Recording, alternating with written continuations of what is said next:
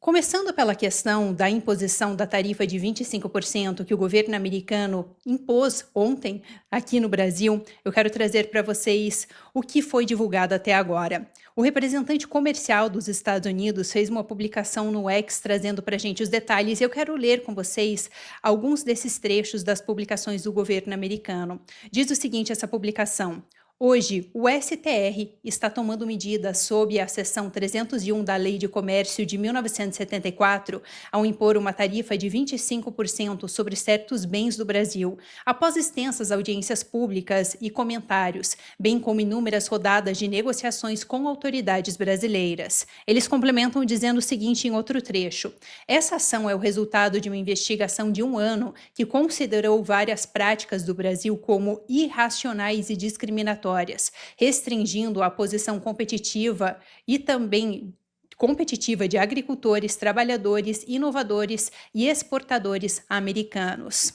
Eu quero conferir aqui com vocês uma outra publicação que foi feita pelo governo americano, onde eles detalham por que eles estariam fazendo essa imposição de 25% de tarifas, mas quero trazer um breve contexto antes. Isso estava sendo discutido em especial ali na semana passada. Nós tivemos, inclusive, a presença do senador Flávio Bolsonaro, onde ele discursou por 5 minutos, pedindo que o governo americano, nesse momento, não aplicasse essa tarifa de 25%. Mas como essa publicação mesmo já diz, tudo isso já vem sendo investigado há mais de 1 ano. Tanto que no ano passado, nós vimos Tom Cotton, senador americano, divulgando nas redes sociais que o governo americano estaria iniciando uma investigação para entender a atuação das empresas, principalmente no setor de carnes, ali dentro dos Estados Unidos. Outro ponto que eles estavam investigando ao longo de todo esse processo era a relação do Brasil com a China. Isso porque ao longo desse segundo mandato de Donald Trump, um dos pontos centrais é que eles têm negociado bastante com a China para que o regime chinês aumente a compra de produtos agrícolas dos Estados Unidos. E o que eles descobriram ao longo dessas investigações? Que um dos motivos da China ter reduzido consideravelmente a compra de produtos agrícolas dos Estados Unidos era porque eles estavam fazendo essas compras do Brasil. Óbvio, para a China faz muito mais sentido comprar atualmente do Brasil do que dos Estados Unidos, porque existe um alinhamento muito maior entre o Brasil e a China do que Estados Unidos e China. Mas eu quero passar aqui para vocês por alguns detalhes dessa publicação, onde eles explicam o porquê dessa tarifa de 25%. Esse post é um post bem comprido, eu vou até pedir para a produção, se puder colocar aqui do meu lado, para eu ir trazendo para vocês e a gente ir desmembrando essa publicação. É o seguinte, na primeira publicação, eles trazem como um desses motivos para a imposição de 25% de tarifas a questão do desmatamento ilegal. Eu estava só conferindo se essa era a mesma publicação, mas é isso aí, pessoal. Do desmatamento ilegal, o que eles dizem? Que ao longo dos últimos anos, o governo brasileiro não fez o suficiente para combater o desmatamento ilegal e que isso teria se intensificado, em especial desde 2024. E daí a alegação deles é que isso estaria prejudicando a indústria madeireira dos Estados Unidos, porque, obviamente, se você tem a exportação de produtos ilegais a preços muito mais baixos, os outros setores que fazem isso de uma maneira legal, eles não vão ter uma margem tão grande para competir, e isso acabou criando problemas para toda essa indústria madeireira. Isso de acordo com essa publicação do governo americano. O segundo ponto que eles destacam é o seguinte: existe a questão do comércio digital, e a gente viu isso sendo discutido não somente ao longo do ano passado, mas também muito antes. Isso porque os tribunais do Brasil, de acordo com essa acusação que foi publicada ali pelo governo americano, eles emitiram várias ordens secretas dirigindo empresas de tecnologia dos Estados Unidos, que inclui, por exemplo, Meta e Google, a removerem certos conteúdos políticos, suspender contas pertencentes a residentes ali nos Estados Unidos e também proibir que essas plataformas divulgassem essas ordens aos proprietários dos seus perfis. Bom, essa questão da investigação da atuação das Big Techs aqui no Brasil, ela já vem acontecendo há bastante tempo, pessoal.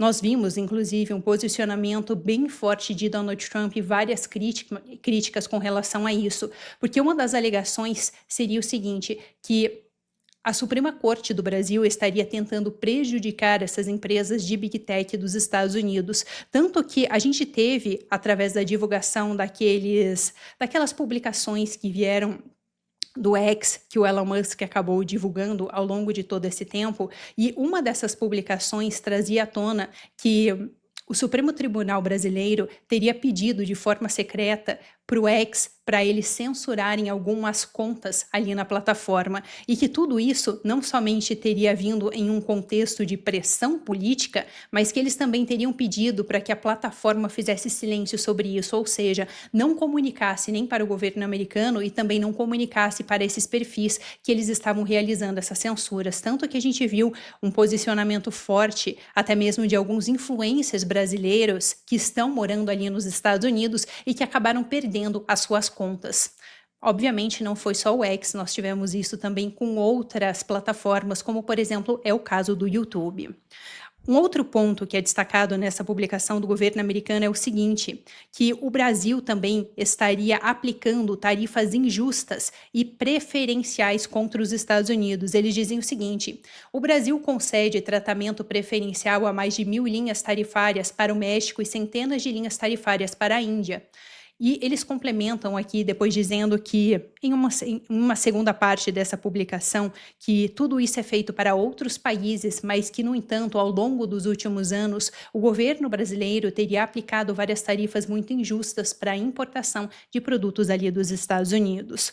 O quarto ponto que eles trazem nessa publicação é o seguinte, que o Brasil também, em especial o governo brasileiro que estaria atuando ao longo dos últimos anos, né, eles não chegaram a citar o governo Lula, no entanto, eles citaram datas, então é esse último mandato de Lula. A questão central que eles trazem aqui é o seguinte, que eles não estariam fazendo o suficiente para combater a corrupção. Eles dizem o seguinte nessa publicação: a corrupção no Brasil não é novidade, mas com suas ações recentes, o Brasil se distanciou ainda mais das normas globais relacionadas ao combate ao suborno e à corrupção. Em um outro trecho dessa publicação, eles dizem o seguinte: dado o envolvimento de empresas brasileiras em alguns dos maiores casos de corrupção do mundo na última década, a OCDE expressou preocupações sobre a incapacidade do Brasil de alcançar um nível sustentável de aplicação da lei contra suborno estrangeiro, consistente com o seu perfil econômico. Claro, pessoal, aqui nós temos vários exemplos, inclusive toda aquela investigação da Lava Jato trouxe à tona que aqueles casos de corrupção eram os maiores casos de corrupção que a gente tinha visto, não somente aqui no Brasil, mas também no mundo. Então, obviamente, essa acusação, ela teria, sim, uma base substancial para ser feita.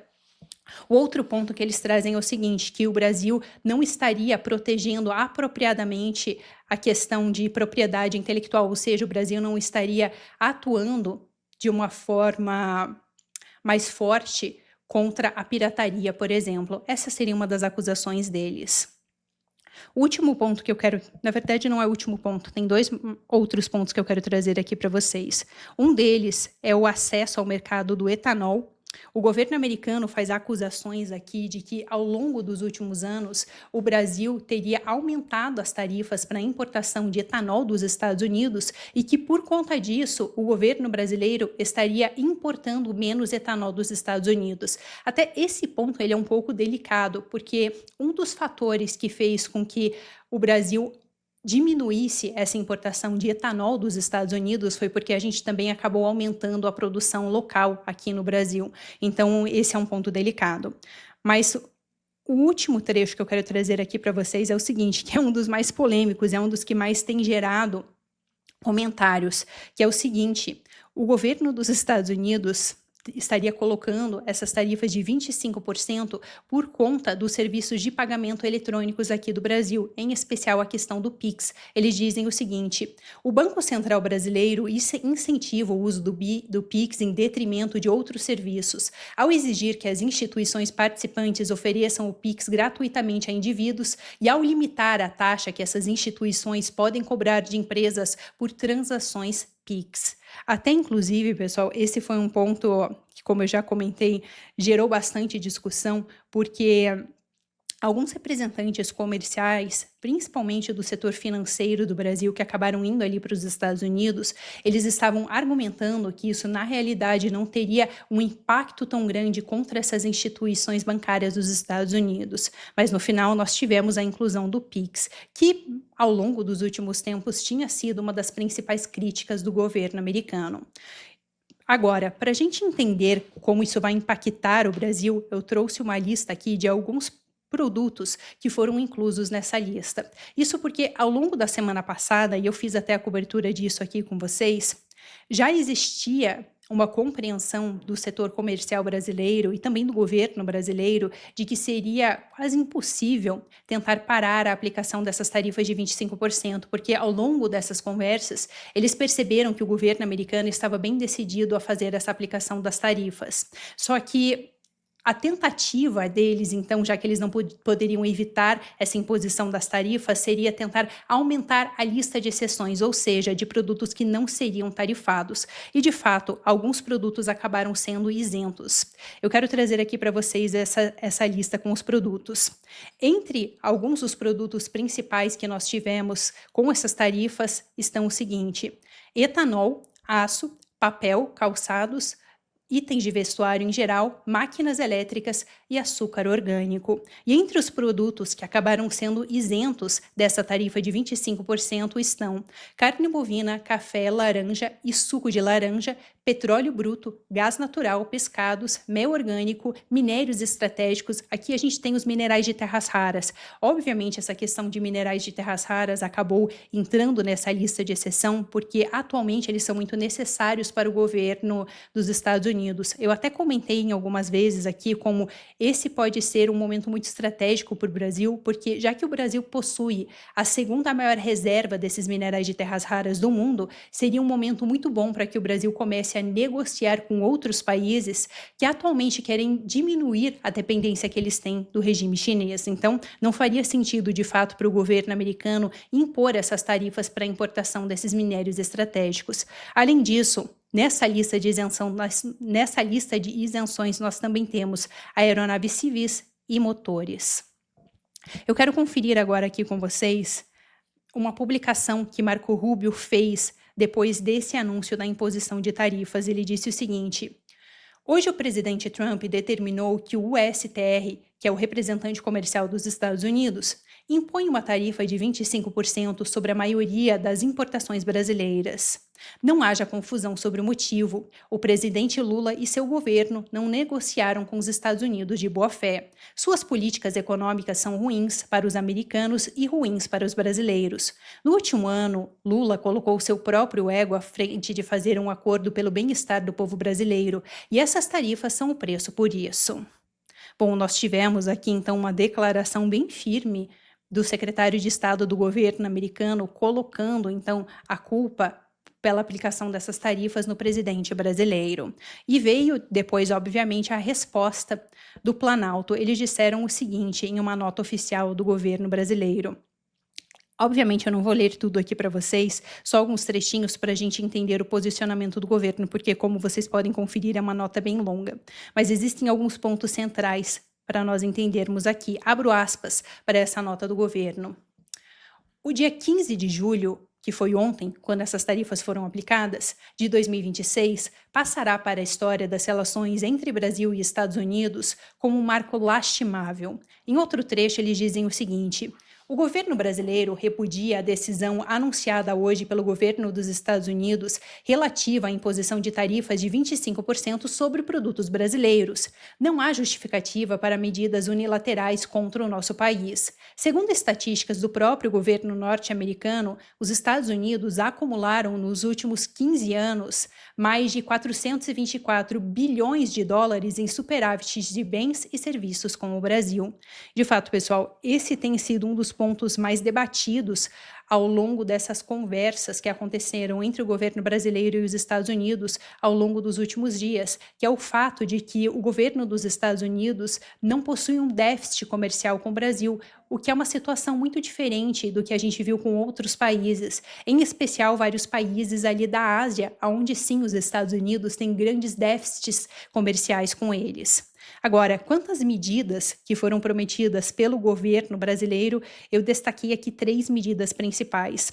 A primeira delas está o seguinte, que eles vão continuar diversificando as parcerias comerciais com outros países e abrindo novos mercados. Eles até mesmo trouxeram aqui como exemplo os acordos que eles têm feito recentemente entre o Mercosul e a União Europeia. Além disso, eles destacaram também alguns acordos que eles fizeram com a Associação Europeia de Livre Comércio e com Singapura. O segundo ponto que eles destacam de resposta a essa tarifa dos Estados Unidos é o seguinte, que por meio do Plano Brasil Soberano, o governo brasileiro vai tentar manter medidas para a proteção dos setores afetados por essas tarifas. Essa questão do Plano Soberano Brasileiro, ela já vinha sendo elaborada desde o final do ano passado, quando a gente teve aquela primeira ameaça das tarifas dos Estados Unidos, ou seja, boa parte desses setores comerciais brasileiros, eles já começaram a se movimentar no final do ano para tentar se prevenir contra essas tarifas. Até muitos setores já acabaram encontrando compradores em outros países para tentar suprir essa falta de demanda que vai vir muito provavelmente por conta dessas tarifas, porque 25% de tarifas são tarifas muito altas. Até, pessoal, eu acabei não comentando ali no início, mas vale destacar aqui, isso faz do Brasil, essas tarifas de 25%, o segundo país que mais está recebendo tarifas dos Estados Unidos neste momento, porque todos os outros países acabaram negociando. Nós estamos atrás apenas da China. Agora, o terceiro e último fator que o governo destacou como resposta para essas tarifas foi o seguinte: o Brasil vai iniciar imediatamente os trâmites para acionar os instrumentos previstos na Lei de Reciprocidade, ou seja, para aplicar tarifas recíprocas a essas tarifas agora aplicadas pelo governo dos Estados Unidos, ou seja, a situação pode complicar bastante ao longo das próximas semanas. Pessoal, eu quero passar aqui com vocês agora, brevemente, por 2 publicações e nós vamos já conversar com o Ernesto para compreendermos um pouco melhor esse cenário. Eu quero que a produção coloque aqui para a gente uma publicação que o Flávio Bolsonaro fez quanto a essa imposição das tarifas. Ele disse o seguinte: a culpa do tarifaço é do Lula. Os Estados Unidos confirmaram tarifas de 25% sobre produtos brasileiros. Marco Rubio, secretário de Estado dos Estados Unidos, afirmou que as políticas de Lula prejudicam brasileiros e americanos e que o petista colocou o próprio ego acima de um acordo. Enquanto eu estava nos Estados Unidos tentando evitar o tarifaço, Lula preferiu provocar Trump. O Brasil sequer enviou representantes para defender os nossos interesses. Quem paga essa conta é o povo brasileiro. Defenda o Brasil do PT, o partido do tarifaço. Até tem uma questão que eu acabei não abordando com vocês quanto àquela publicação oficial do governo brasileiro, mas no fim da publicação eles chegam até mesmo a fazer algumas críticas à família Bolsonaro, dizendo que eles estariam envolvidos nessa aplicação das tarifas de 25% que o governo dos Estados Unidos anunciou agora contra o Brasil. Bom, pessoal, sem mais delongas, eu vou pedir para a produção, então, trazer aqui o ex-ministro das Relações Exteriores do Brasil, Ernesto Araújo, para conversar conosco para desdobrarmos mais a fundo essa questão.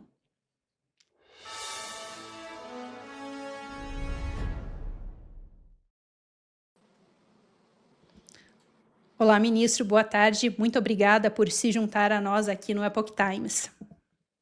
Boa tarde, Manu. Boa tarde a todos. Muito obrigado pelo convite para estar aqui com vocês para discutir um tema tão momentoso, tão importante. Muito importante mesmo, ministro.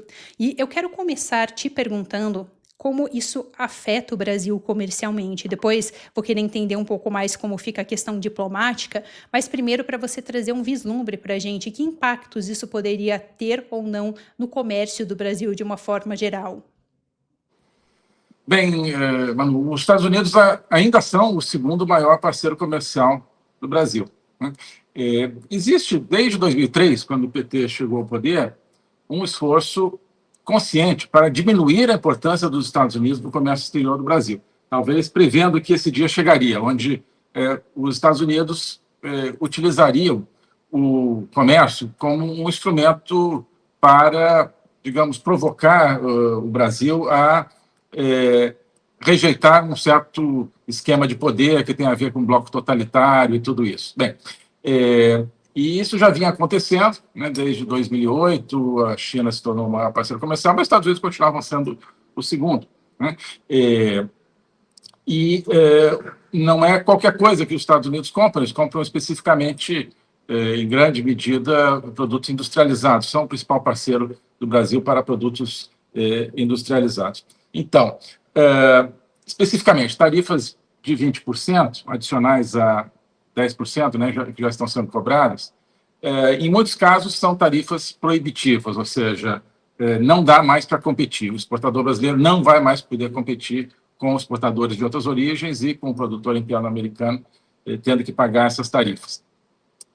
Então, são tarifas que vão quebrar correntes de comércio que já estão muito estabelecidas. Então, isso você tem empresas que produzem para vender para os Estados Unidos, são muitas, e essas empresas podem perder uma boa parte, se não todo o seu mercado nos Estados Unidos, né? E isso vai gerar perda de empregos, perda de produção.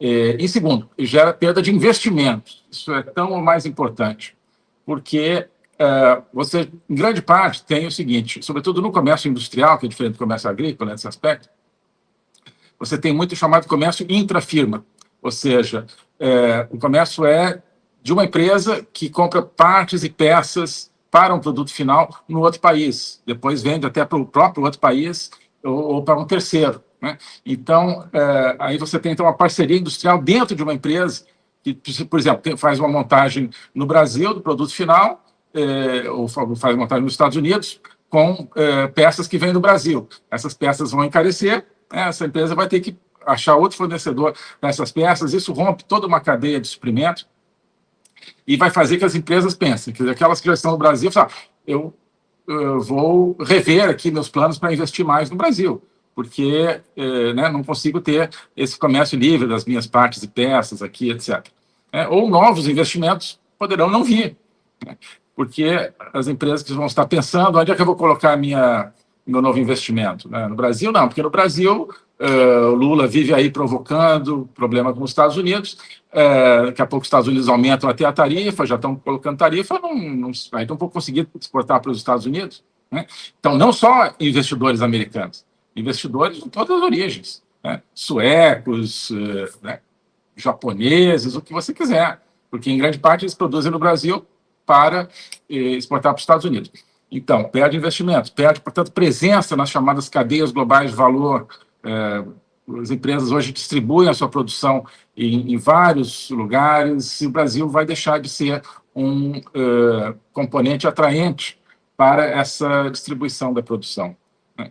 Então, você perde investimentos, perde, então, empregos já existentes e perde empregos que poderiam vir a se materializar, sobretudo em áreas industriais, em áreas de alta tecnologia.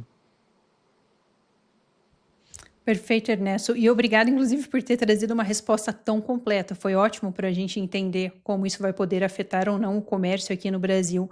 E a segunda pergunta que eu quero te fazer é o seguinte, porque tem se especulado muito ao longo dos últimos dias, com vários posicionamentos vindo à tona, sobre se essa decisão da aplicação das tarifas de 25%, se ela seria uma decisão técnica ou política. Em especial, acredito que isso é discutido pelo fato de o Brasil, então, dos Estados Unidos, não ter um déficit comercial com o Brasil, mas existe o ponto de que algumas dessas acusações, algumas têm um fundo de verdade e algumas são verdadeiras, né? Essas acusações que foram feitas pelo governo dos Estados Unidos. Então, eu quero saber qual é a sua perspectiva, como uma pessoa que, obviamente, já trabalhou ali dentro do governo brasileiro, mesmo que seja em outro governo, como você percebe essa decisão dos Estados Unidos?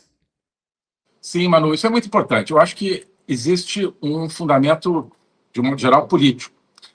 Os Estados Unidos hoje estão tratando sua relação com o Brasil, assim como com qualquer outro país, numa perspectiva integrada. A tendência antes, até o governo Biden e muitos governos americanos, era de tratar os temas isoladamente. Então, você tratava temas comerciais num lugar, temas de cooperação no combate ao crime no outro, temas, digamos, de questões geopolíticas de outra maneira, sem interligar. Trump agora chega com essa interligação. Então, está tudo dentro do mesmo pacote, certo? Então, esse é o primeiro problema, porque o Brasil, né, se coloca, nesse governo Lula, como um país que quer se afastar dos Estados Unidos, que quer se aproximar, se inserir cada vez mais no bloco totalitário comandado pela China, né? Em vários aspectos, não só no aspecto comercial, mas inclusive, né? O Brasil, então, Lula chega e fala que quer mudar o padrão dólar no comércio internacional por uma moeda do BRICS, que seria uma moeda da China, né? Isso tudo vai compondo um quadro,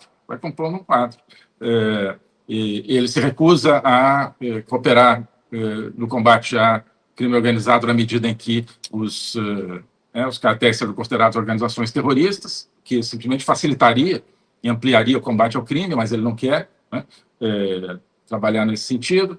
Então, tudo isso entra no pacote, digamos assim, quando os Estados Unidos olham para o Brasil, estão olhando tudo isso, né? Combate ao crime organizado não é uma prioridade para os brasileiros, mas é uma prioridade para os americanos também. O Brasil não quer estar junto, né? Os Estados Unidos hoje estão querendo desfazer esse projeto hegemônico totalitário da China, né? O Brasil quer estar nesse projeto econômico hegemônico totalitário da China. Então, esse é o quadro. Então, é muito difícil você ter uma relação positiva dentro disso, certo? Agora, claro, existe uma base, né? Existe uma base técnica. Parte dessa base ela é também política, no sentido de dois temas especificamente: a falha do Brasil no combate à corrupção. Falha é um eufemismo, né? Ou seja, a corrupção que se alastra no Brasil, o que prejudica os negócios, inclusive, prejudica as empresas americanas mais do que outras, porque, por exemplo, empresas chinesas, elas se dão muito bem num ambiente onde vigora a corrupção. As empresas americanas não se dão bem em ambientes onde vigora a corrupção. Isso também não deixa de ser uma preferência anti-americana, mas é um problema que, então, extrapola o que é clássico no domínio do comércio. Censura a empresas americanas, né, e que são instadas pelo judiciário brasileiro a censurarem seu conteúdo, né, de maneira extraterritorial, etc. Isso também não é clássico no comércio, né, mas está aí. E você tem temas mais clássicos, que são os temas de preferências dadas a terceiros países, etanol, e também, entre o clássico e o novo, digamos, o tema do desmatamento. Mas o que acontece? O clima é muito ruim, porque o Brasil se coloca como um país hostil aos Estados Unidos, quer dizer, o governo brasileiro se coloca como um país hostil aos Estados Unidos, como um país hostil, no fundo, ao próprio povo brasileiro, insisto nisso, né? Porque, nesse caso, as prioridades do governo americano coincidem com as do povo brasileiro: combate ao crime, combate à corrupção. Bem, então, existe uma hostilidade, um terreno hostil preparado pelo governo brasileiro contra os americanos. Então, fica difícil, né? Claro, você tenta negociar, talvez, não sei o que eles tentaram, mas nunca tentaram melhorar esse clima. Então, a diferença, você mencionou a experiência que eu tive, era completamente diferente. Nós estávamos construindo uma aliança com os Estados Unidos, né? Em todos os terrenos: econômico, de segurança, de defesa, né? Os Estados Unidos queriam combater o terrorismo, nós queríamos combater o terrorismo também. Participei de reuniões de combate ao terrorismo hemisféricas, né? Agora, o Brasil se recusa a ir a uma reunião hoje, né, ontem, convocada pelo Marco Rubio sobre terrorismo, contra o terrorismo, né, se recusa a ir. Então, o cenário é completamente diferente. O que acontecia nesse cenário onde nós estávamos, não para seguir os americanos, mas para seguir aquilo que os brasileiros querem, né?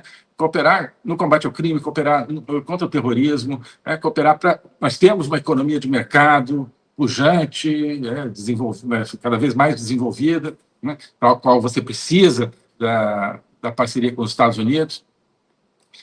Tudo isso nós tínhamos como pano de fundo. Então, havia problemas comerciais, né, mas nós conseguimos resolver, por exemplo, equacionar o problema do etanol. Já surgiu lá atrás, né? Então, até não sei se foi aqui que eu falei, mas uma missão onde fomos o Eduardo Bolsonaro, o Felipe Martins e eu, no Salão Oval da Casa Branca, recebidos pelo presidente Trump, e ficamos ali com ele para falar o quê? De etanol, basicamente, né? E ali começamos a armar um entendimento que, aliás, foi muito benéfico ao Brasil, porque abriu o mercado de açúcar americano suplementar ao Brasil numa proporção efetiva, de uso efetivo, muito maior do que a abertura que nós fizemos para o etanol americano. né? Mas, então, a gente fez isso. Os Estados Unidos queriam sobretaxar o aço brasileiro. Nós conversamos, eu conversei especificamente com o Mike Pompeo, secretário de Estado naquela época, resolvemos, tinha uma relação completamente diferente, né? Então, e não só resolver problemas, mas estávamos criando soluções, estávamos rumando para um acordo comercial amplo. Se o Trump tivesse sido reeleito, isso estava combinado por determinação dos presidentes Trump e Bolsonaro. Uma ideia que agora, inclusive, o Flávio Bolsonaro retomou, né? Depois de Washington, ele falou: olha, precisamos de um acordo de livre comércio das Américas, basicamente é o que a gente queria. Então, é isso. Você é técnico, mas esses temas técnicos, eles existem num universo que é político, porque ele envolve poder, porque ele envolve opção de que tipo de sociedade, que tipo de economia quer. O que está por trás é isso. Que tipo de sociedade, que tipo de economia o Brasil quer? Né? Que é uma economia fechada, de modelo chinês, exportando só para a China, portanto, nas mãos do Partido Comunista Chinês, uma economia contaminada, parasitada pela corrupção, pelo crime organizado, é isso que quer? Né? Acho que os brasileiros não, mas é para isso que acho que o nosso governo está nos conduzindo. Maravilha, Ernesto. Ministro, inclusive, essa é a minha próxima pergunta para você sobre como que fica a relação do Brasil, Estados Unidos e Brasil e China. Eu até queria complementar uma questão antes de te passar a palavra, porque existem algumas teorias na ciência política que dizem que é normal que os países eles sofram algum tipo de influência de países que são considerados mais com perfil mais imperialista e que isso é normal. Então, a ideia através dessas teorias é de que os países maiores, os países com uma força econômica, uma força militar maior, obviamente, eles vão acabar exercendo uma influência sobre outros países. Isso sempre aconteceu ao longo da história. Então, me parece que, dado que isso é algo natural e é algo que a gente não pode escapar, os países precisam fazer algum tipo de decisão, né, sobre por qual país eles vão acabar sendo influenciados. E no momento, as principais potências que nós temos aqui é Estados Unidos ou China. Então, se você foge de um país, obrigatoriamente você vai ter que se alinhar com o outro, né? É só a minha percepção, mas te passo a palavra para você trazer uma perspectiva sobre como que fica a relação do Brasil agora, possivelmente com os Estados Unidos e com o regime chinês diante disso tudo. Eu acho que isso é muito importante, Manu. O Brasil, como eu dizia, precisa fazer uma opção, né, entre sociedade livre com economia de mercado ou uma sociedade de controle completo com economia estatizada. Né? Essa é a opção. Não é Estados Unidos e China. Essa é a opção de base. E aí você olha para o mundo. Né? Quem que tem o modelo mais avançado e que é o parceiro ideal para, né, a economia de mercado, com democracia, com uma sociedade livre? E livre da corrupção, livre do crime, né, que fazem parte desse aspecto também. Né? Estados Unidos. Qual que é o país que tem um modelo, né, baseado, olha, né, as pessoas não têm liberdade nenhuma, tudo é controlado o tempo todo, e mesmo as empresas ditas, entre aspas, privadas, são controladas pelo Partido Comunista Chinês, e um país, então, que tem, além disso, um projeto de exportar, sim, o seu modelo, né, que é a China. Né? O Brasil, então, quer isso? Né? Então, a questão é a opção de base. Não, ou seja, Estados Unidos e China não são simplesmente duas bandeiras que estão aí. Você, eu acho mais legal a bandeira americana, a bandeira chinesa. Não. Né? São duas concepções de ser humano, duas concepções de sociedade, duas concepções de economia e tudo isso. Né? E é óbvio que os brasileiros querem a opção da sociedade livre, da economia de mercado, né, do emprego, da criatividade, da inovação, né, de cada um, né, com as suas próprias oportunidades, assim por diante. Né, acho que a grande maioria. Né. Mas o sistema não quer. A elite de poder não quer. A elite de poder o quê? Quer manter uma economia fechada, né, porque então ela administra essa economia, ela corrompe essa economia, né, uma economia que sempre tem que passar pela classe política. No fundo, quem domina a economia brasileira não são os empresários, são os políticos, certo? Cada vez mais. Então, os políticos se sentem muito mais próximos do modelo chinês. Os políticos, de um modo geral, né? Não só aqueles que estão no parlamento, mas aqueles que dominam realmente o sistema brasileiro. Eles se sentem muito mais identificados com o modelo chinês, porque é um modelo muito bom para uma elite dominante, certo? Então, e você falou, existe uma influência natural né, de quem é a sua relação predominante econômica no seu modelo. As pessoas acham assim, não, a gente pode ter uma relação completamente de influência generalizada chinesa em todos os investimentos, em todos os principais setores da economia, e não importar o modelo chinês. Isso não existe. Você olha o Brasil, quando o Brasil não tinha esse tipo de dependência econômica com a China, né? Existia muito mais liberdade de expressão, existia muito mais independência entre os poderes, não existia esse conluio entre os poderes que existe agora, né? Hoje você olha para o Brasil, ficou muito mais parecido com a China, né? Se você cavuca um pouco debaixo da superfície, né, você tem censura, você tem uma espécie de politburo que, independentemente do partido ou da função, são as pessoas que se sentam nos jantares e decidem tudo, né? Que usam todos os tipos de mecanismos de manipulação, de cerceamento da oposição, e assim vai.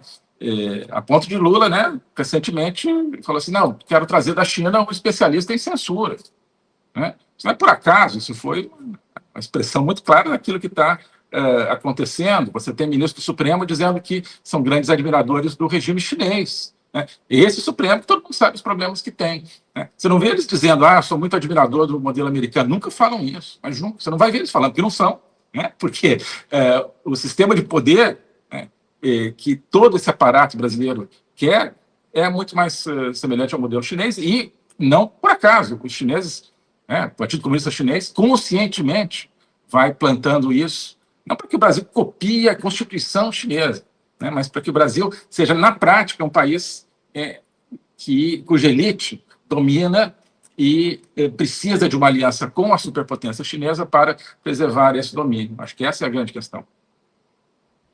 Muito bem colocado, ministro. Obrigada. Eu acho que até traz para a gente essa perspectiva de que, claro, dependendo do seu parceiro, a gente também tem ali uma aproximação que acaba se tornando até uma aproximação ideológica. Então, dependendo do parceiro comercial que você escolhe, o Brasil ou qualquer outro país pode ter uma tendência a seguir as ideias de uma forma geral, né? Sejam culturais, morais. Então, acho que isso é bem importante. Até tem uma questão que tem até chamado bastante atenção aqui no Brasil, porque a gente tem visto várias empresas chinesas se instalando aqui no Brasil nos últimos tempos, e várias dessas empresas têm apresentado problemas trabalhistas nos últimos tempos, né? A questão lá da BYD não somente teve aquelas acusações de trabalho escravo, mas agora há poucos dias atrás nós tivemos também algumas outras reclamações de que os funcionários estavam sendo maltratados. Além disso, teve também uma publicação da Midea esses dias dizendo que um gerente chinês chicoteou um funcionário brasileiro. Então, aí a gente já tem uma ideia, né, de como que vai funcionando essa questão do alinhamento. E eu queria te perguntar mais uma questão, ministro, que é o seguinte: uma das acusações, não é bem acusação, mas um dos pontos que o Flávio Bolsonaro fez quando ele foi na semana passada discursar ali nos Estados Unidos, quando eles estavam realizando aquelas audiências para definir a aplicação das tarifas ou não, um dos pontos que ele fez foi o seguinte, que se o governo americano fizesse a aplicação dessas tarifas neste momento, isso poderia ajudar a eleger o Lula, porque ele utilizaria tudo isso como uma retórica muito forte para ele ser reeleito. O senhor acredita nisso? Qual é a sua percepção sobre essa questão que o Flávio levantou? Sim, esse risco existe. Acho que foi bem levantado pelo Flávio, porque esse risco existe na medida em que esse governo, esse sistema de poder no Brasil, ele é muito bom na criação de narrativa, né, e na imposição de narrativa, como a China também, né, como o Partido Comunista Chinês também é muito bom de narrativa. Então, existe esse risco, né, de que os brasileiros, o eleitorado brasileiro, em parte, caia numa armadilha, né? Lula e seu governo e seu sistema fazendo de tudo para hostilizar os Estados Unidos, não fazendo nada para evitar as tarifas, né? Criando todo um clima anti-americano, anti-liberdade no Brasil, e sofrendo a consequência disso, de acordo com um país que age disso que os Estados Unidos estão agindo, né? Que é vendo o comércio à luz da política. Então, tudo isso é de caso pensado, mas consegue vender essa narrativa. Então, você fica no pior dos mundos, né? Onde os brasileiros sofrem as medidas, mas acham que isso é por causa, então, de Flávio Bolsonaro e vão votar no Lula, né? Que simplesmente vai manter, isso é óbvio, todo o arcabouço que leva a essas medidas. Então, as pessoas acham o quê? né? Se Lula for reeleito, os Estados Unidos vão tirar essas medidas? Não, não. Vão triplicar, vão quadruplicar as tarifas, porque, obviamente, o Lula, quer dizer, né, ele não vai mudar a sua essência, o sistema de poder não vai mudar a sua essência, vai continuar, né, afastando o Brasil da democracia, do Ocidente, dos Estados Unidos, colocando o Brasil cada vez mais fundo no bloco totalitário chinês, vai continuar cada vez mais deixando de combater, passando pano para o crime organizado, para o terrorismo, recusando-se a combater o crime organizado. Né? Então, vai distanciar cada vez mais o Brasil dos Estados Unidos. Os Estados Unidos vão continuar usando o comércio, claro, vão tarifar cada vez mais, certo? Então, eu acho que as pessoas precisam pensar um pouquinho além também e começar a enxergar isso. Né? Começar a enxergar isso. Se a preocupação é a tarifa, né? Não é Lula que vai resolver tarifa nenhuma, porque não resolveu agora, muito menos se ele for reeleito, mas muito menos. Né? E se a preocupação vai além da tarifa, como tem que ir, né? Aí mais ainda, porque então toda essa hostilidade que o Lula está criando com os Estados Unidos faz parte de um projeto de poder, né, que tem favorecido, que não tem combatido o crime organizado, que não tem combatido a corrupção, para usar um eufemismo também, né? Não tem combatido, enfim, vamos dizer isso, e que tem transformado o Brasil cada vez mais num modelo totalitário. Então, isso é o que está no pano de fundo, mas também, na prática, o problema tem que ser visto, acho que nessa perspectiva um pouco mais longa. Né? E eu vejo sinais interessantes, por exemplo, a carta da Fiesp, a nota que a Fiesp soltou hoje. Né? Talvez a mais importante representação empresarial do país, o presidente Scaff, né? Que acho que é uma pessoa que eu conheço e que tem uma noção, acho que muito boa das coisas, da geopolítica, inclusive, soltou uma nota dizendo que, olha, a culpa das tarifas é do Lula.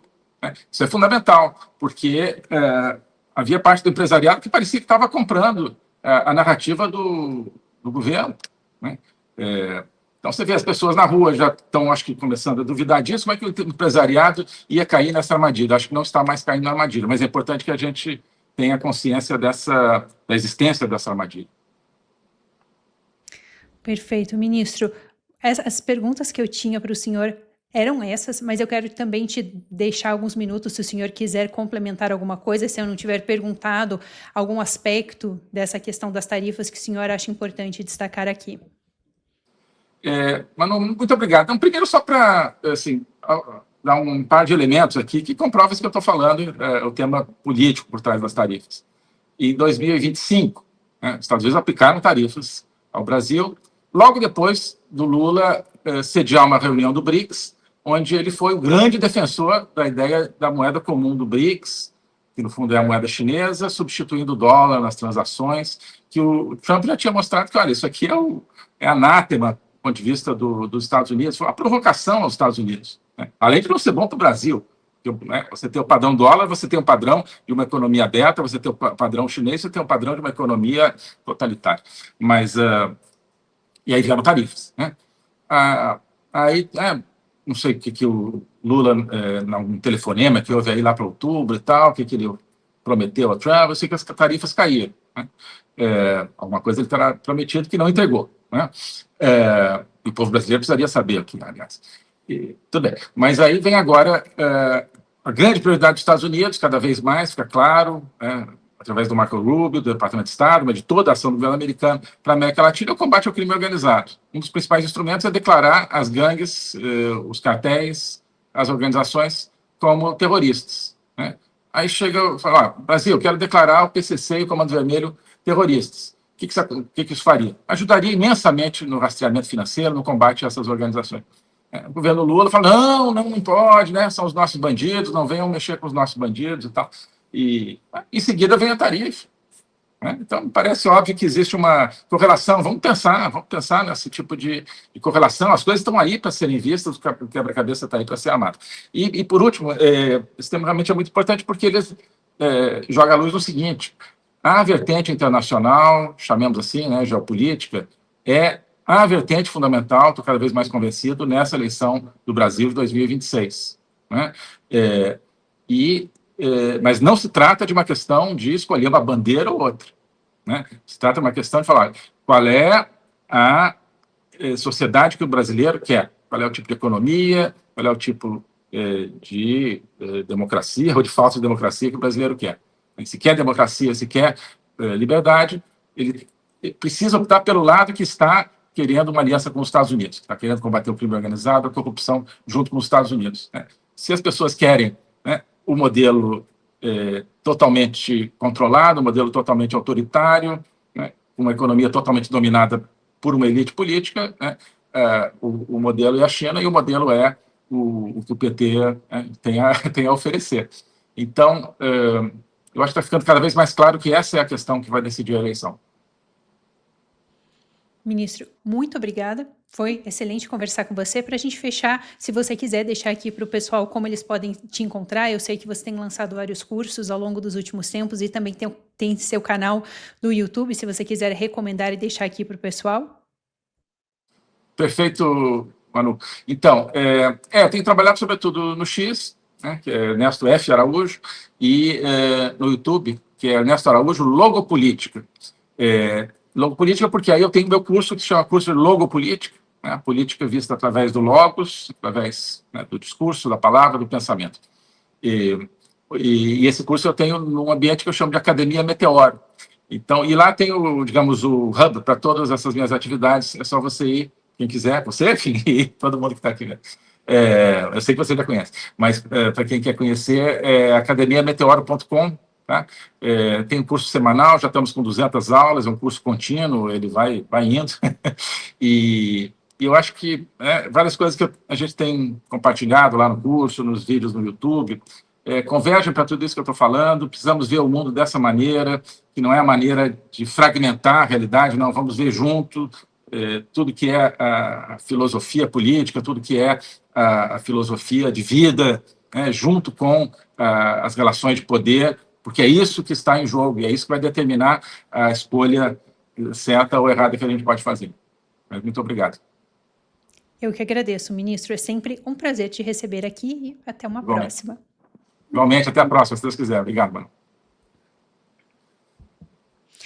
Bom, conversamos então com o ex-ministro das Relações Exteriores aqui do Brasil, Ernesto Araújo, para entender um pouco melhor a questão da aplicação das tarifas de 25% sobre o Brasil. Eu quero passar agora aqui com vocês pelas nossas ofertas do dia. Se a produção puder colocar aqui, e fiquem comigo, porque depois das ofertas do dia, eu sei que o programa está quase acabando, mas depois das ofertas do dia tem mais um bloco que eu trouxe para vocês e que eu quero conferir antes desse programa acabar, porque é uma pauta bem importante. Vamos então passar rapidinho pelas nossas promoções e já vou trazer para vocês essa outra reportagem.